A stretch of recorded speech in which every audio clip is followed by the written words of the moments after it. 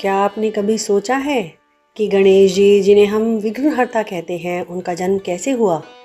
क्यों हर शुभ कार्य की शुरुआत उन्हीं के नाम से होती है? और क्यों भाद्रपद मास की चतुर्थी तिथि को पूरा भारत उत्सव के रूप में मनाता है? आइए इस रहस्यमय यात्रा पर चलते हैं कैलाश पर्वत की ओर। कैलाश पर्वत, बर्फ से ढके शिखर, चारों ओर हिमालय की शांति। यह स्थान केवल एक पर्वत नहीं, बल्कि सृष्टि के केंद्र का प्रतीक है। यहीं भगवान शिव अपने परिवार, माता पार्वती, पुत्र कार्तिकेय और नंदी व अन्य गणों के साथ निवास करते हैं।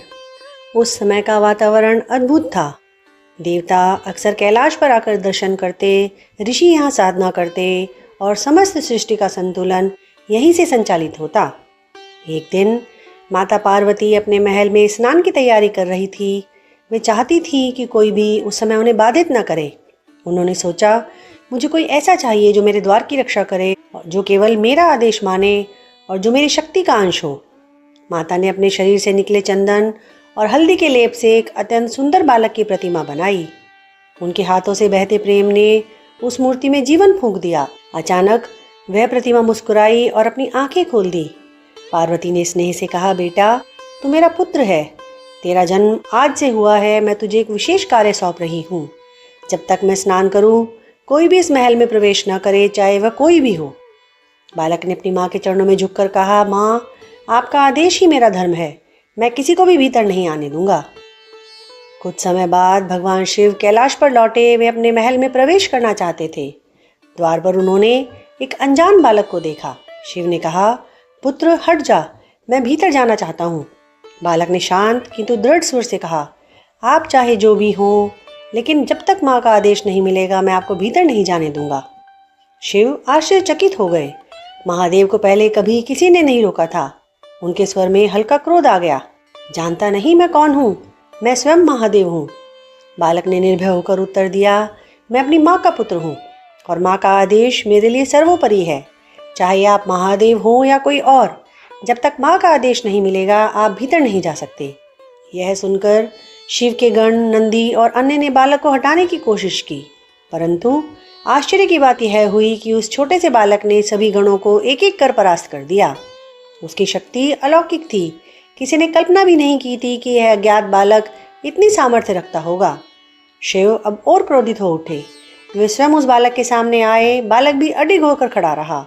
महल का द्वार जैसे धर्म और शक्ति के द्वंद्व का मैदान बन गया।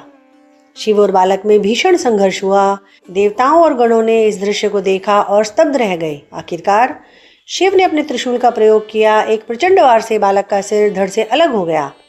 पूरा वातावरण सन्नाटे में डूब गया। थोड़ी देर बाद जब पार्वती स्नान करके बाहर आई तो उन्होंने अपने पुत्र का निर्जीव शरीर देखा तो उनका हृदय चित्कार कर उठा। उनकी आंखों से आंसू बह निकले और साथ ही उनका क्रोध ज्वालामुखी बनकर फूट पड़ा। उन्होंने कहा, तुमने मेरे पुत्र की हत्या कर दी। यदि इसे तुरंत जीवन नहीं मिला तो मैं अपने शक्ति रूप से समस्त ब्रह्मांड को नष्ट कर दूंगी। माँ पार्वती का यह क्रोध इतना भयानक था कि देवताओं की दुनिया कांप उठी। भगवान शिव ने स्थिति की गंभीरता समझी।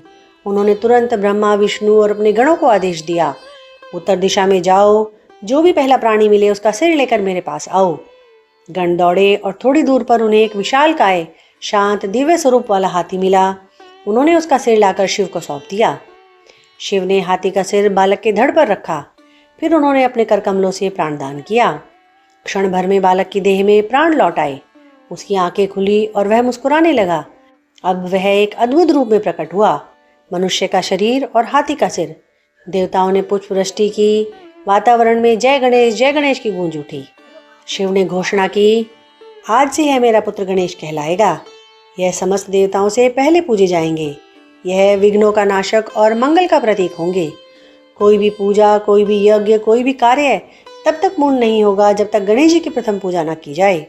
यह घोषणा सुनकर सभी देवता झुक गए और गणेश जी को प्रणाम किया और तभी से गणेश जी सर्वप्रथम पूज्य बन गए।